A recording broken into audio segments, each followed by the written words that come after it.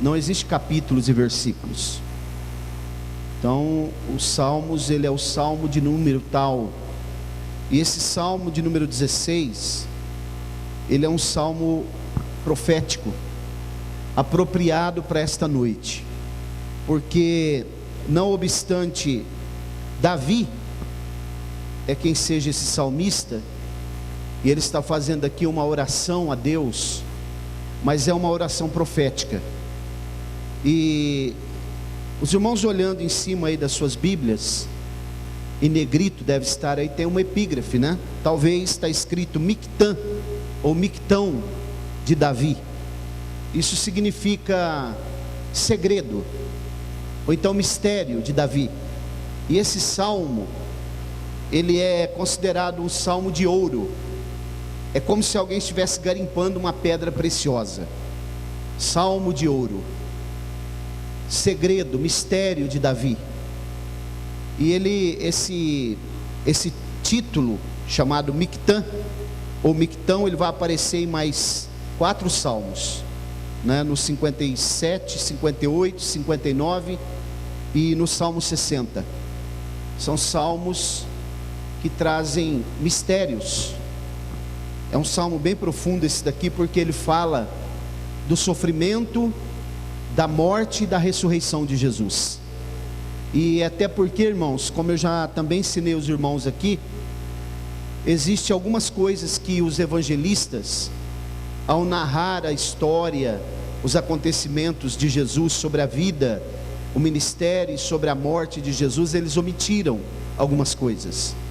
Ao omitir algumas coisas, nós não saberíamos jamais se os salmos, os salmistas ou outros textos do Antigo Testamento assim não nos revelasse. Então essa noite vamos estar atentos aqui, porque o Senhor tem uma palavra para o nosso coração. O assunto desse salmo está nas palavras do apóstolo Pedro, lá no livro dos Atos dos Apóstolos, né? Ele vai falar no capítulo 2, versículo 25, ele cita esse salmo. Também nas palavras do apóstolo Paulo, depois, em Atos 13, a partir do versículo 35 até o 38, nós vemos o apóstolo Paulo também mencionando o que está escrito aqui no Salmo 16. Então ele é um salmo muito rico. Ele quase não aparece divisões aqui, porque os salmos, como qualquer música, ele tem divisões, mas esse salmo ele é bem compacto, não tem nem refrão aqui. Ele traz uma narrativa compacta sobre um assunto muito firme. Por isso ele é uma profecia, uma revelação. Eu quero que você acompanhe comigo aqui qual é o segredo que está nas entrelinhas desse salmo, para que nós possamos refletir nele, meditarmos bem nele, deixar que ele ache guarida em nossos corações, e nessa noite nós possamos sair daqui renovados, né? Das tribulações, das lutas, das dificuldades, dos problemas, das aflições. Lembrando que é uma noite especial, porque nós vamos aqui participar da ordenança da palavra do Senhor, que é a ceia. As únicas 2 ordenanças do Novo Testamento é o batismo nas águas e a ceia do Senhor. Então, irmãos, observe comigo algumas coisas que eu quero pontuar com vocês aqui.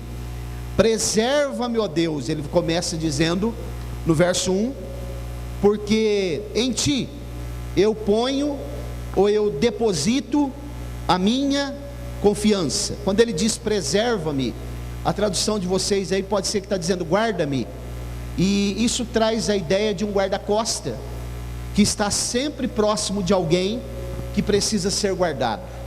E não é por acaso que o salmista também diz que ele acampa o anjo dele ao redor daqueles que o temem e os livra do mal. Então o Senhor está sempre próximo de nós, nos guardando, nos protegendo de todos os perigos, dificuldades, como um guarda-costa que não se aparta daquele que precisa ser guardado.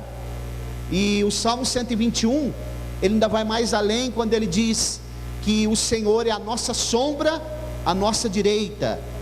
Como eu não consigo me desvencilhar, você não consegue se desvencilhar da sua sombra, assim o Senhor está ao nosso redor, constantemente nos protegendo. e quem está orando é Davi, mas as palavras são repetidas por Jesus depois, quando ele está na cruz, nos momentos finais, no momento final da sua trajetória, no Getsemane. Isso aqui é uma narrativa, uma oração que Davi está fazendo, mas profeticamente ele está falando as palavras que depois Jesus também falaria, o sentimento de Jesus nos momentos finais da sua jornada, da sua caminhada no Getsemane, quando ele está sendo prensado, como eles costumavam prensar o fruto da oliveira, as azeitonas ali no lugar chamado Getsemane. Getsemane é uma palavra aramaica que significa prensa de azeite, lagar de azeite. Então Jesus, aqui todo o sofrimento de Jesus, aquele sentimento de angústia que ele passa, está sendo retratado pelo salmista. E assim como Davi está pedindo, Jesus também está depositando a sua fé no Pai, dizendo: guarda-me, Senhor, porque Jesus, mesmo ele sendo o guarda fiel, aquele que não dorme, não tosqueneja como Deus, mas como homem ele precisava ser guardado também. E ele está clamando ao Pai para que o guarde, para que o preserve diante dos seus algozes, dos seus inimigos, daqueles que iriam crucificá-lo e de todo o sofrimento que ele passaria. Observem que ele diz assim no verso 2: ó minha alma, tu disseste ao Senhor. E vocês percebam que a palavra Senhor, ela está aqui toda maiúscula, significando que esta oração está sendo dirigida ao Pai, alguém que se considera menor ao Pai, porque a palavra Senhor, toda com uma maiúscula, é uma conotação ao Yahvé, ao Pai. A palavra Senhor, quando é só o S maiúsculo, é Adonai, que significa o próprio Jesus. Então os irmãos percebam que aqui é uma oração de Jesus ao Pai, porque ele sabia que o Pai é quem podia socorrê-lo, o Pai é quem poderia estar dando conforto para ele.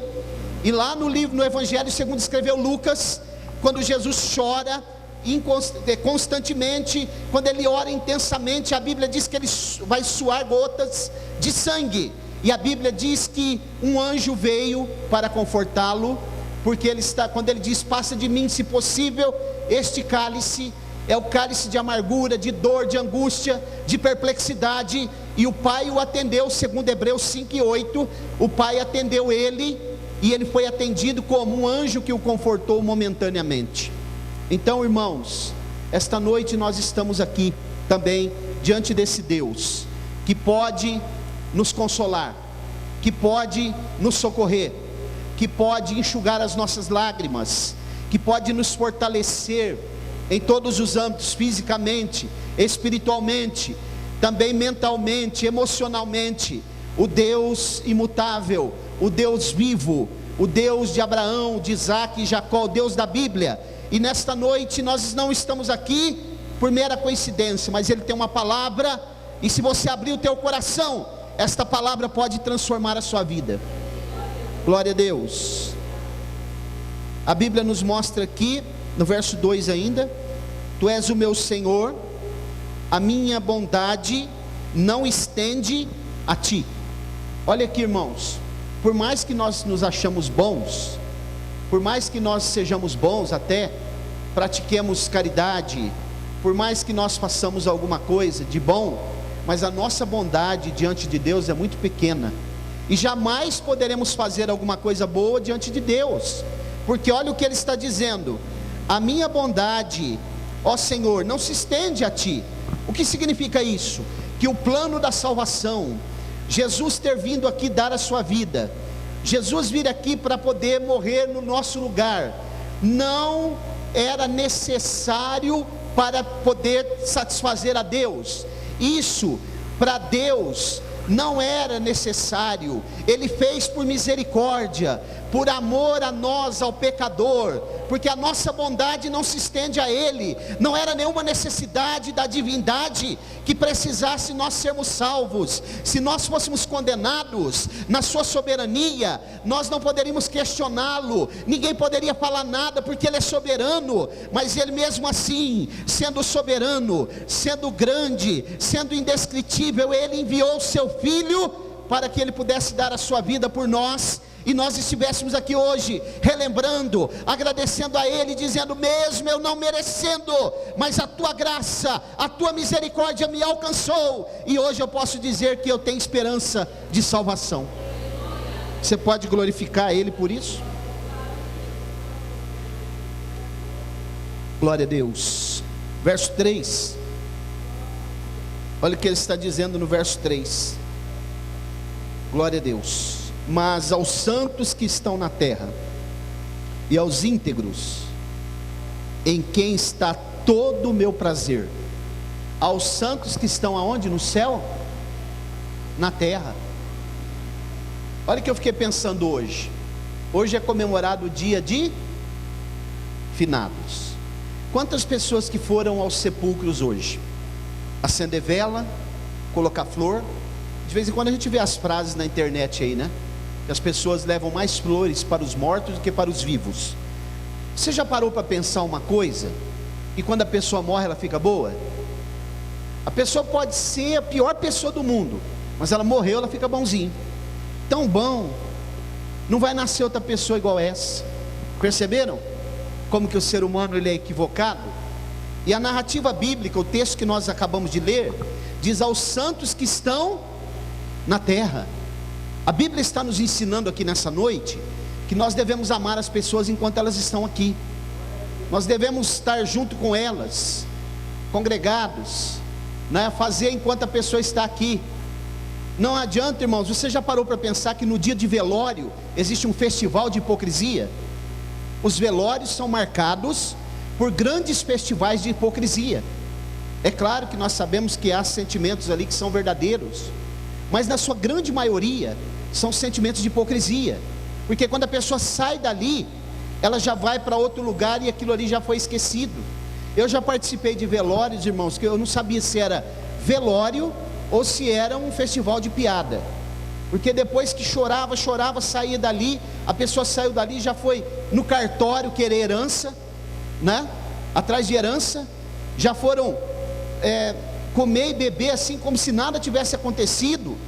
E quando estava ali, eu fiquei pensando: isso aqui não está parecido com velório, está mais parecido com festival de hipocrisia. E a Bíblia está dizendo para nós aqui, aos santos que estão na terra, é tempo de nós estarmos aqui, irmãos, como irmãos mesmo, né? Adorando ao Senhor juntos, fazendo os trabalhos juntos, podendo ajudar alguém enquanto a pessoa está aqui, porque depois que ele morrer, não adianta querer fazer mais nada, porque não vai ser possível. A morte sela o destino da alma. Depois que a pessoa morre, não adianta rezar, não adianta fazer oração, não adianta rezar terço, nada disso. A pessoa já partiu, agora é ela e Deus. Hebreus 9:27 está escrito: ao homem está ordenado morrer uma só vez, depois segue-se o juízo. Enquanto está aqui, irmãos. Já parou para pensar nisso? Quanto tempo faz que talvez, né, nós não falamos com alguém, não damos um alô para alguém? Esse dia eu falei com a minha irmã pelo WhatsApp, e falei para ela: você precisa vir mais aqui em casa. Nós somos, só tem você de irmã, é necessário que você venha aqui. Eu vou me esforçar para ir um pouco mais aí na sua casa também, quando nós estamos vivos. E ela: você tem razão. Falei: tem razão, mas vamos colocar em prática. É necessário isso. Porque, irmãos, depois que a pessoa morre, não adianta debruçar diante do caixão. Não adianta. Hoje é dia de finados, vamos refletir isso. E eu já tenho pessoas que eu amava que já partiu, e eu fico pensando: poderia ter feito um pouco mais, poderia estar mais junto, poderia ter falado um pouco mais, telefonado mais, porque já foi agora, irmãos. Eu ouvi um testemunho de um pastor um dia, lá em Araçatuba, as lágrimas, né? Ele, pastor de uma grande igreja, e ele recebeu uma notícia de que a mãe dele estava doente, estava hospitalizada, e a doença era grave. E a igreja de Araçatuba é uma igreja muito grande, tem advogados, tem promotores e tem médicos lá na igreja. E ele foi conversar com o médico lá da igreja, o irmão que era presbítero, e o irmão perguntou para ele assim: ô pastor, o que o médico falou?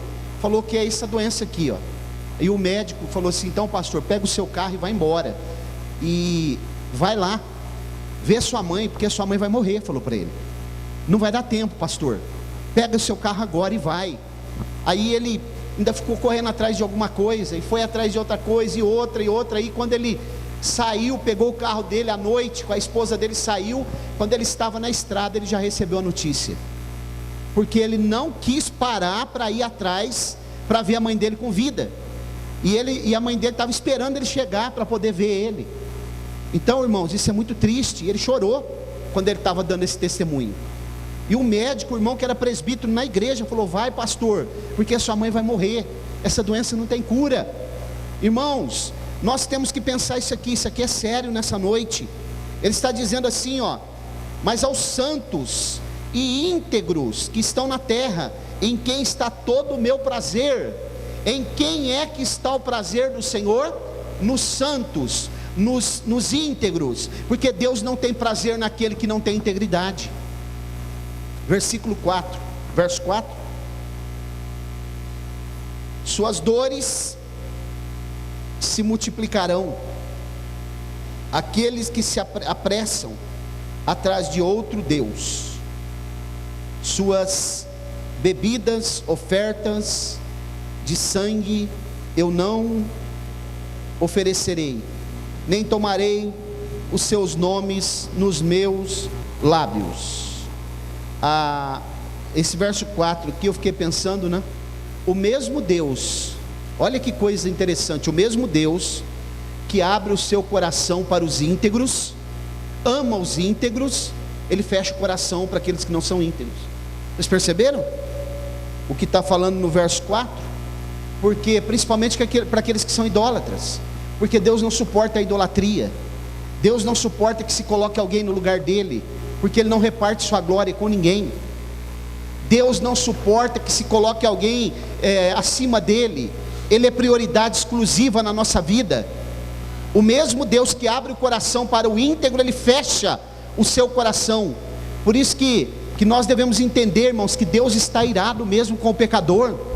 Há um livro famoso do Jonathan Edwards, né, que diz assim: pecadores nas mãos de um Deus irado. Deus vai salvar o justo, mas vai condenar o ímpio. Isso aqui é duro de falar, mas é a realidade. Eu poderia dizer para nós aqui nessa noite: todos vamos ser salvos, mas se eu não cumprir aquilo que está nessa escritura, se eu não atentar para esta palavra, para o Deus da Bíblia, para o Deus justo, verdadeiro e fiel, eu não alcançarei salvação, porque só há salvação em Jesus Cristo e na obediência à sua palavra. Glória a Deus. Deus não suporta. E nós vivemos um período, eu vou dizer para vocês, de muitos ídolos. Ídolos no futebol, ídolos na música, né? Ídolos na política, ídolos entre os heróis. E de vez em quando você ouve na TV: o nosso país é pobre de ídolo.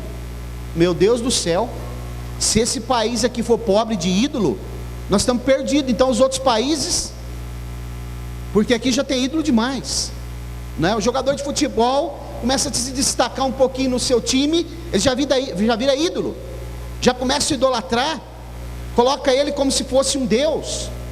Grandes homens da história aí que fizeram um trabalho importante foram idolatrados também. Deus não reparte sua glória com ninguém, toda honra e glória a Ele.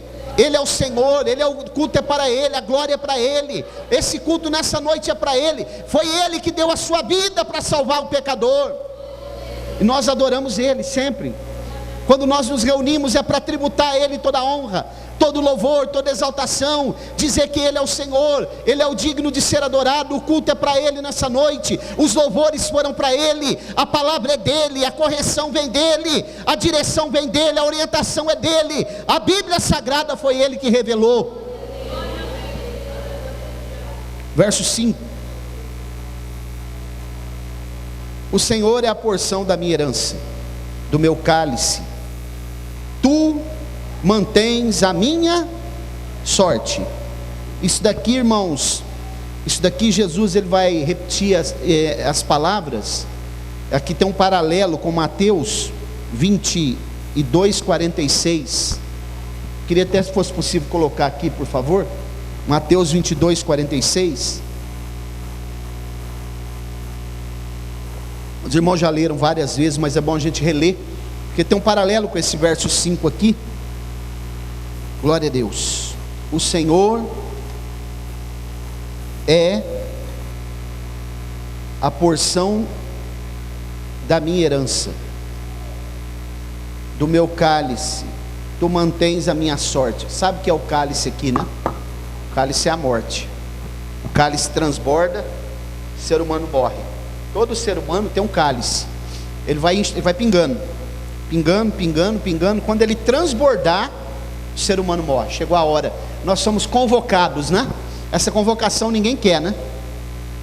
Alguém quer ser convocado para jogar na seleção brasileira, outros querem ser convocados às vezes para ir para o exército, né? Mas essa convocação de ir para a eternidade ninguém quer, mas ele é o dono da vida. O cálice transborda, nós temos que ir. Ninguém podia responder-lhe palavra. Mateus, é Mateus aí? 27:46? 22 eu falei? 27:46. Olha o que Jesus vai falar no momento de angústia. Glória a Deus.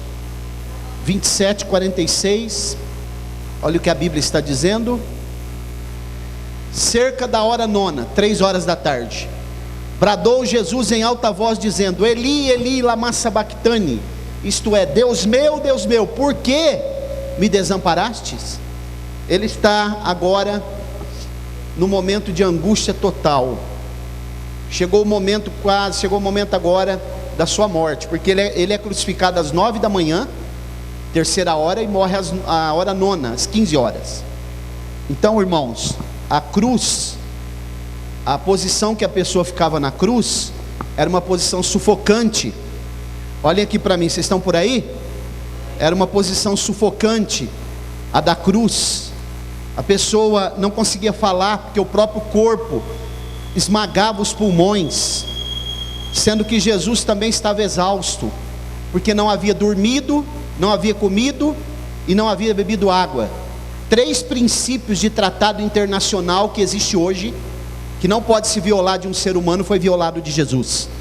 Não deram água, ele não fez uma refeição e não teve uma noite de sono. Quem vai receber a pena capital tem que ter esses 3 direitos: uma refeição, tomar água e ter uma noite de sono.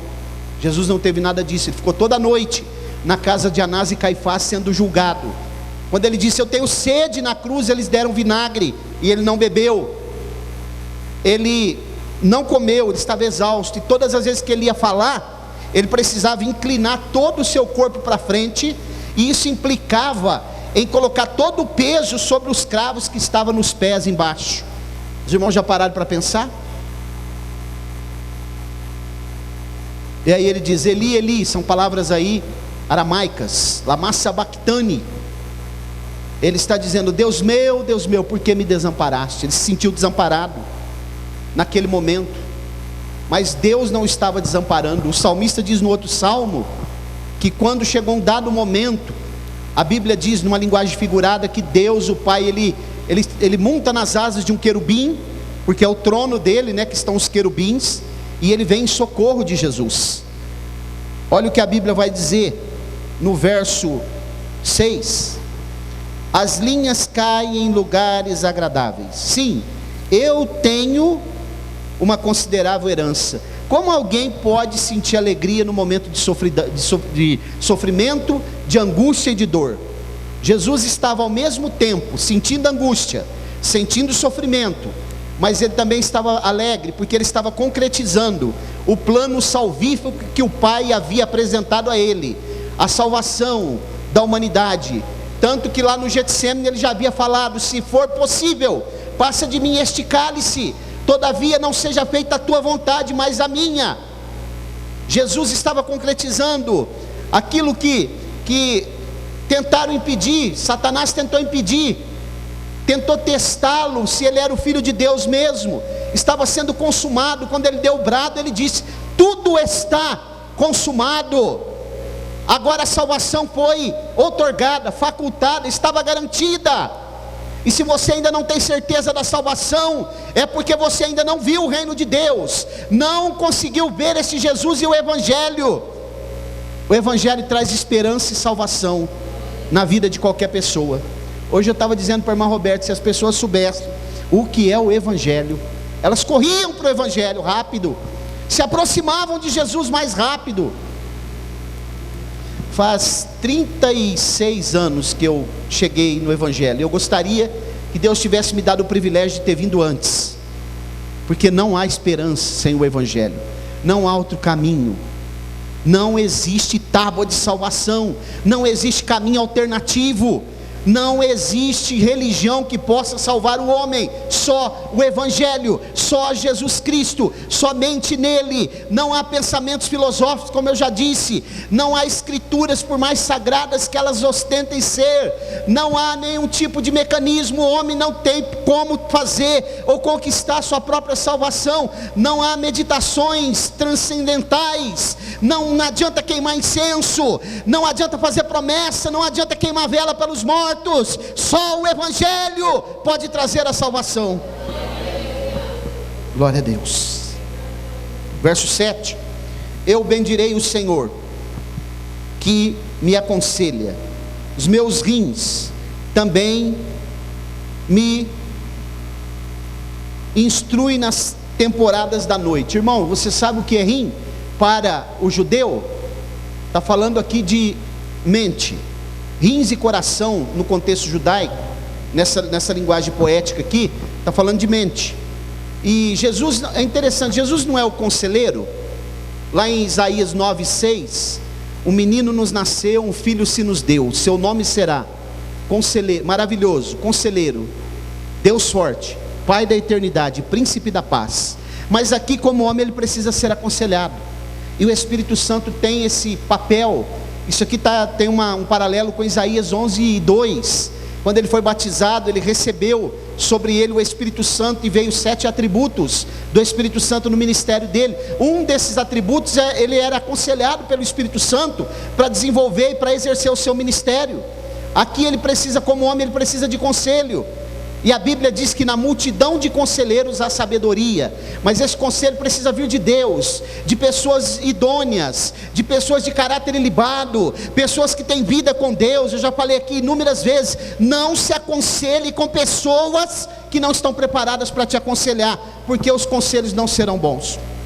Jesus está pedindo conselho aqui, e o Espírito Santo está aconselhando, quando ele diz assim, também me instrui nas temporadas da noite. Noites são dificuldades. João 13, capítulo 13:30 está dizendo assim: e tendo Judas tomado o bocado, saiu logo e era noite, a noite mais escura da história. A perplexidade, a angústia estava se abatendo sobre a vida de Jesus agora. Ele precisava de conselhos, e o Espírito Santo, nesse momento de angústia, de noite, de escuridão, de nuvem negra, estava aconselhando. Se você está passando por momentos de angústia, de escuridão, de tribulação, de perplexidade, se aconselhe na palavra de Deus, busque no Senhor, peça orientação dele. A bússola do cristão é a palavra de Deus, é o farol para que a nossa embarcação tenha a direção certa. Se aconselhe na palavra do Senhor. Verso 8: tenho posto o Senhor sempre ante de mim, porque Ele está à minha mão direita. Perceba que Deus está sempre na direita, né? Eu não serei abalado. Eu não serei abalado. Irmãos, se Deus está conosco, se Deus, Ele está na nossa frente, Ele diz, Deus está sempre, o Senhor está sempre adiante de mim, na frente.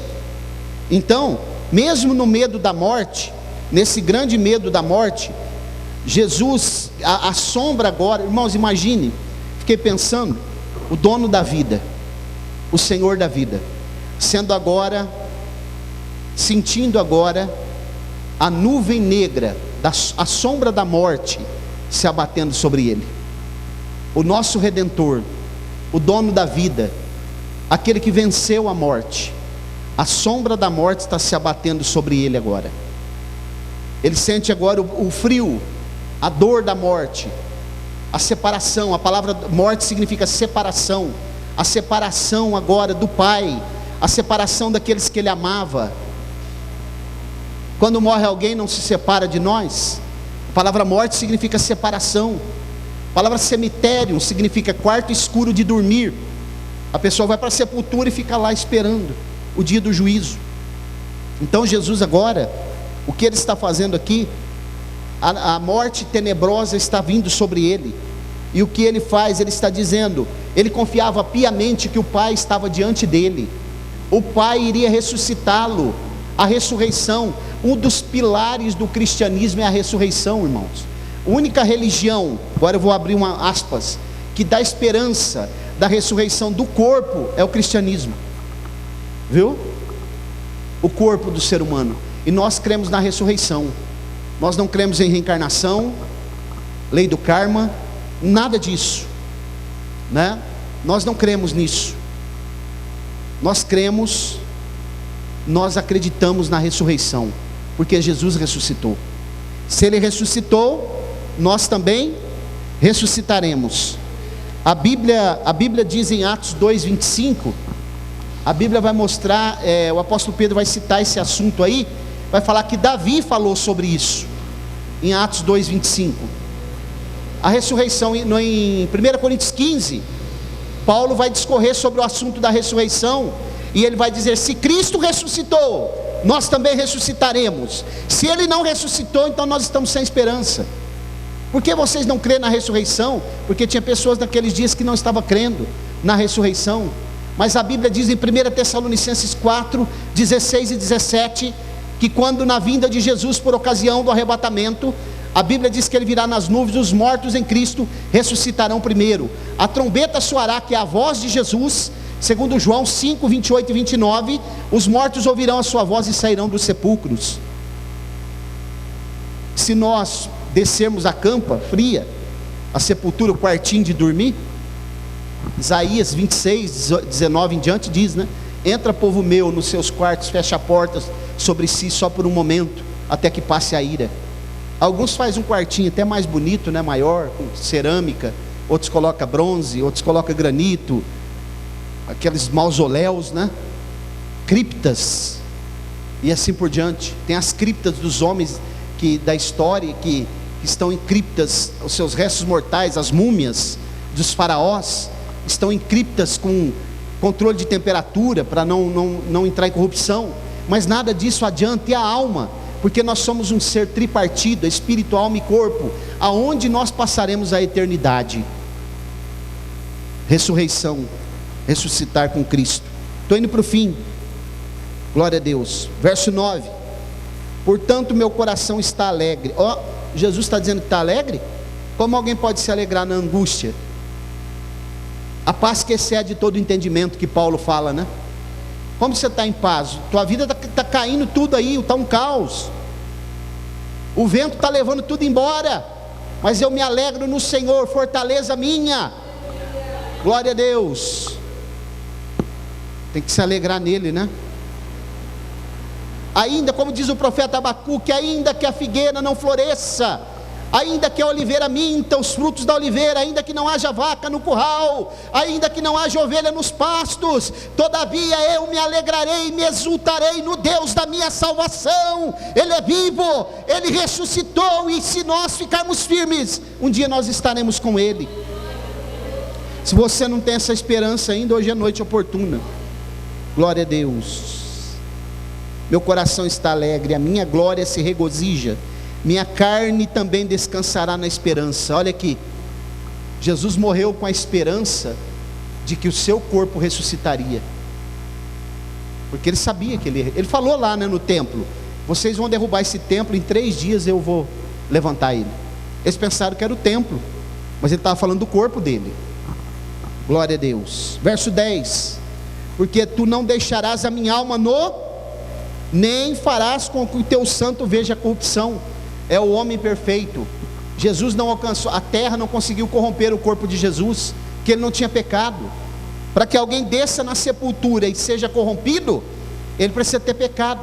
O salário do pecado é a morte, mas a morte não tinha salário para dar para Jesus, porque ele nunca pecou. O homem perfeito foi tentado em tudo, nunca cedeu ao pecado. Jesus é o homem perfeito. Glória a Deus. Não deixarás, porque Jesus desceu, né, a campa fria, mas ao 3º dia ele ressuscitou. Pode ir lá em Jerusalém, quem tiver oportunidade, privilégio, Vai lá no sepulcro dele, vê se está lá. Está escrito uma placa lá, ele não está aqui. Ressuscitou ao terceiro dia. Isso não aconteceu com outros homens, os grandes notáveis da história, os grandes pensadores, os imperadores de Roma. Todos eles jaz lá seus restos mortais, alguns não foram nem achados, mas o corpo de Jesus, ele ressuscitou, e se ele ressuscitou, há uma esperança para a sua igreja. Vou terminar, verso 11: mostrar-me-ás a vereda da vida, na tua presença a plenitude de alegria, a tua mão direita há prazeres para sempre, perpetuamente. Sabe o que Jesus está dizendo aqui? Porque aqui é uma oração de Davi, entretanto é profética, é sobre Jesus. Ele está dizendo assim, ó, a alegria que eu espero, e quem espera em Deus, não é momentânea, não é passageira, é para sempre. Você pode sair daqui, ir para uma balada, pode encontrar seus amigos, né?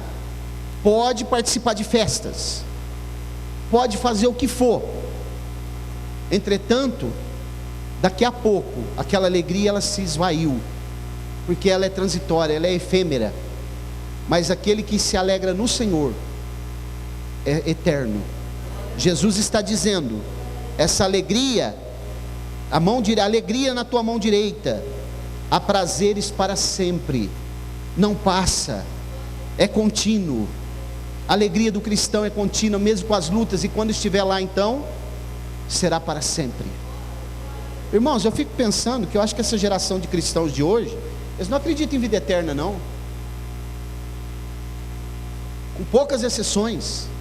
Eles estão preparando para ficar aqui mesmo, conquistar dinheiro, carros de luxo, conquistar prosperidade. Essa semana eu falei para os irmãos, eu vou parar já. Essa semana eu falei para os irmãos aqui que eu estava assistindo um programa gospel.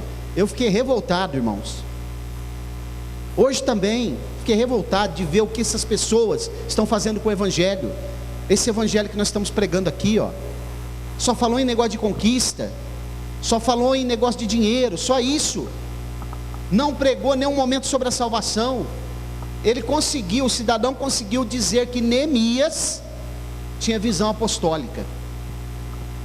Conquistar, prosperidade, ouro do céu aqui na terra. Não falam que há uma vida eterna, não fala que há uma esperança, não fala que Jesus ressuscitou e os salvos ressuscitarão. Essa mensagem é dura, mas ela é uma mensagem certa, sadia, ela traz esperança, ela traz renovo, e ela nos dá esperança de que muito em breve nós estaremos com o Senhor. Coloque-se de pé, por favor.